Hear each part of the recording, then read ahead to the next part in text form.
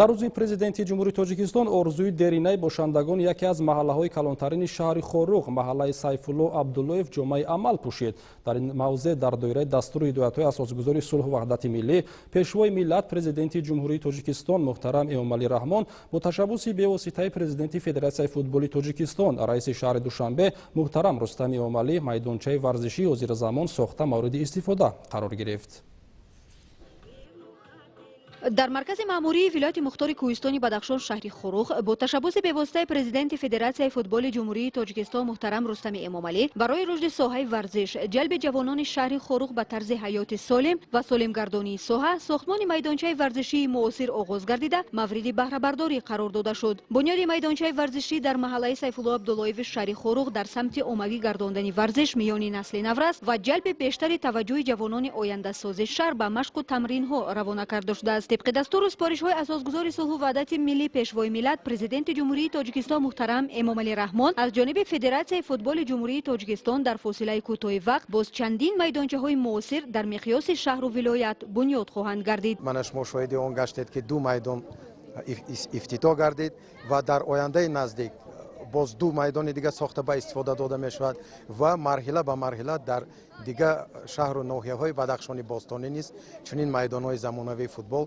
ساخته به استفاده سپارده می شود. در دوام چند سال اخیر در ولایت مختار کوهستانی بدخشان برای رشد ساحه ورزش و جلب جوانان به طرز حیاتی سالم بیش از 5 میدانچه ورزشی برای جوانان خوش‌طالع ولایت از جانب رئیس شهر دوشنبه پرزیدنت فدراسیون فوتبال جمهوری تاجیکستان محترم رستم امامعلی ساخته مورد بهره برداری قرار داده شدند. این اقدام پیشگرفته رهبریت فدراسیون فوتبال مملکت بر رشد ساحه ورزش در کشور مساعدت نموده در ضمیر نسل نورس حس وطن‌دوستی و انتخاب درست زندگی را بیدار خواهد نمود. با مقصد جلب بیشتر نورسان و جوانان و ورزش، تشویق و ترغیب طرز حیات سالم و رشد فوتبال در ولایت مختار کوهستان بدخشان با ابتکار رئیس فدراسیون فوتبال تاجیکستان محترم رستم امامعلی سومین میدانچه ورزشی در شهر خوروغ ساختمانش الکی انجام یافت. در حدود ولایت مختار کوهستان بدخشان 5 میدانچه ورزشی بهر نورسان و جوانان همچون توفه ساخته به استفاده داده می شوند. ورزشگران جوان شهر خوروغ برای بنیاد نمودن چنین میدانچه موثر ورزشی به پرزیدنت فدراسیون فوتبال جمهوری تاجیکستان محترم رستم امامعلی اظهار سپاس نموده مورد بهره برداری قرار دادن چنین میدانچه ورزشی را به تشکل ساحه ورزش در مملکت معنی داد می نمایند. ما ورزشگران شهر خوروغ خیلی خرسند هستیم که برای ما چنین ورزشگاه‌های زیبا را می سازند. ما من دوره خود را رئیس شهر دوشنبه رستم امامعلی میرسونیم که برای ما چنین ورزشگاه‌های زیبا رو میسازند و ما میخواهیم که در همینجا تمرین کردن در مسابقه و اشتراک نموده جای اول رو صاحب شویم. خوشبختانه امروز میدانچه دوم ملکه در محله ما یعنی محله سیفالله عبداللهف به استفاده داده میشد. میدانچه خیلی میدانچه زمانوی است و فرزندان ما با ورزش خیلی یعنی توجه زیاد دارند. البته ورزش گروی سلامتی است و برای همین ما اطمینان داریم که از این میدانچه زیبا فرزندان ما یعنی ثمرناک استفاده میبرند. از نام کل ساکنان محله سیفالله و ساکنان شهر خوروغ تشکر به رئیس فدراسیون فوتبال تاجیکستان محترم رستم امامعلی برای ساختمان برای دستگیری چنین میدانچه های زمانوی و بگذار چنین میدانچه های زمانوی در شهر ما بازم بیشتر و بیشتر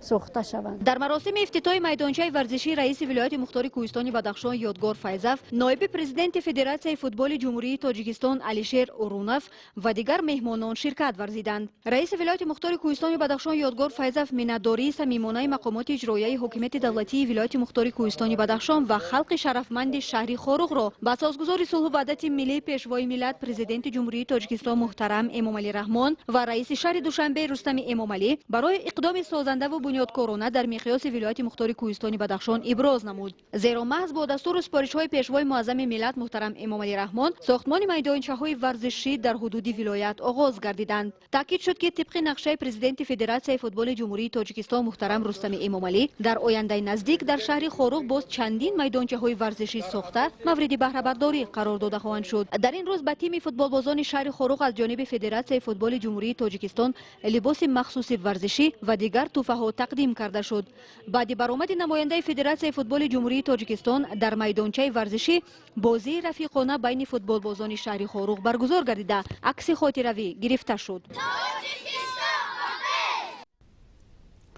маҳаллаи теми ҷамоати шириншоҳ шоҳтемури шаҳри хоруғ самараи даврони соҳибистиқлолии кишвар ба ҳисоб рафта, дар ояндаи наздик дар ин мавзеъ шаҳраки нав бунёд хоҳад гашт. мавриди баҳрабардорӣ қарор гирифтани майдони нави футбол имконияти пайдо намудани истеъдодҳои болаёқатро дар ин риштаи варзиш дучанд мегардонад. дар рӯзи президенти ҷумҳурии тоҷикистон майдончаи варзишӣ барои бозии футбол дар фазои тантанавӣ мавриди истифода қарор дода шуд.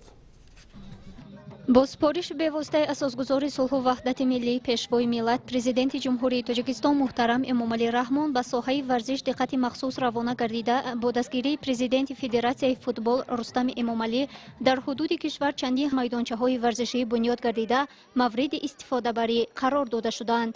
дар вилояти мухтори кӯҳистони бадахшон низ дар қатори дигар минтақаҳои кишвар майдончаҳои варзишӣ бунёд ёфта имрӯз сокинон метавонанд дар чунин майдончаҳои варзишӣ аз рӯи намуди футбол тамрин намоянд. бо дастгирии президенти федератсияи футболи тоҷикистон рустами эмомалӣ муддати 1 моҳ дар маҳаллаи теми шаҳри хоруғ майдончаи варзишӣ сохта дар рӯзи президенти ҷумҳурии тоҷикистон ифтитоҳ карда шуд. мо миннатдор аз онем ки чунин майдончаҳои варзишӣ ба истифода дода шуданд ва кӯдакон ва наврасон ва ҷавонони мо дар онҳо машқ мекунанд ва дар оянда мо кӯшиш мекунем ки ин кӯдакони мо дар мусобиқаҳои вилоятӣ, мусобиқаҳои районӣ ва ҷумҳурӣ иштирок намоянд ва хуб мешуд ки чунин майдончаҳои варзишӣ дар ноҳияи дурдасти шуғнон ҳам сохта шаванд. бо дастгирии раиси федератсияи футболи тоҷикистон мо умедворем ки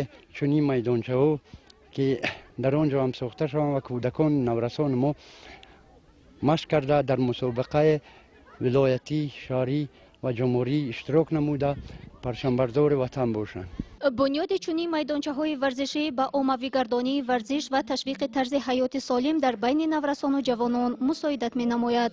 миннатдории худро аз номи тамоми сокинони бадахшон ба федератсияи футболи тоҷикистон махсусан ба президенти федератсияи футболи тоҷикистон рустами эмомалӣ мерасонем ки барои мо чунин майдончаи варзиширо бунёд намуда тамоми ҷавонон, хурдсолон ва наврасон метавонанд дар ин ҷо машқ кунанд ва дар мусобиқаҳои ҷумҳуриявӣ ва вилоятӣ иштирок намуда сазовори ҷойҳои намоён гарданд.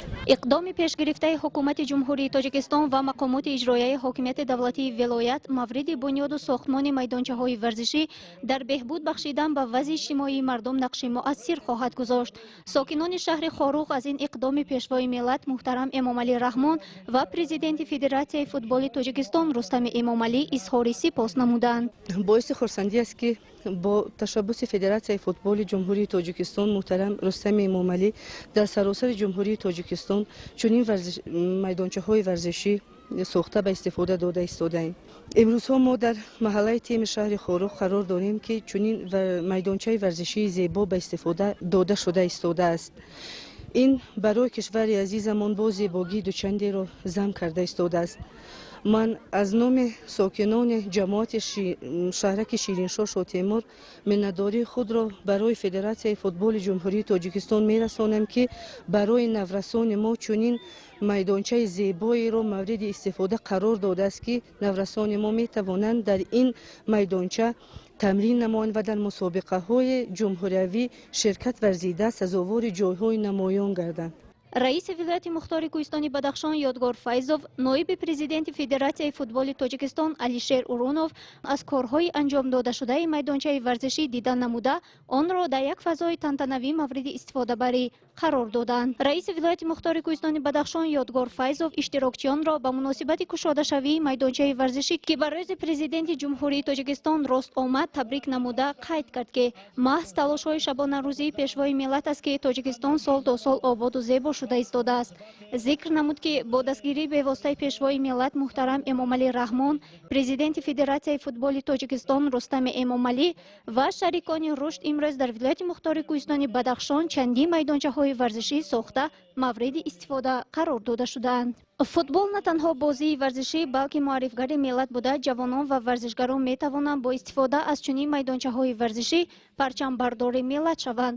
бахусус маҳаллаи теми ҷамоати шаҳраки шириншоҳ шоҳтемур бо чандин паҳлавонону гӯштингирони номӣ маълуму машҳур буда ният аст ки дар риштаи футбол низ беҳтарин варзишгарон омода месозанд. نایب پرزیدنت فدراسیای فوتبال تاجیکستان علیشیر اورونوف اشتراکچیان و ساکنان شهر خاروق را با روز پرزیدنت جمهوری تاجیکستان و افتتاح چنین میدانچه ورزشی از نام پرزیدنت فدراسیای فوتبال تاجیکستان رستم امامعلی تبریک نموده قید کرد که با دستگیری حکومت کشور و فدراسیای فوتبال تاجیکستان امروز دسته‌های فوتبالبازان و کلوب‌های مخصوص ورزشی بنیاد شده شرف فوتبال تاجیک را در عرصه جهانی معرفی نموده ایستادند. برای فوتبالبازان نورس از نام رئیس ولایت مختار کوهستان بدخشان و نایب پرزیدنت فدراسیای فوتبال تاجیکستان تحفه‌ها منظور کرده شدند. جان کندنی وطن را دیدار خون گرفتی تنها کفی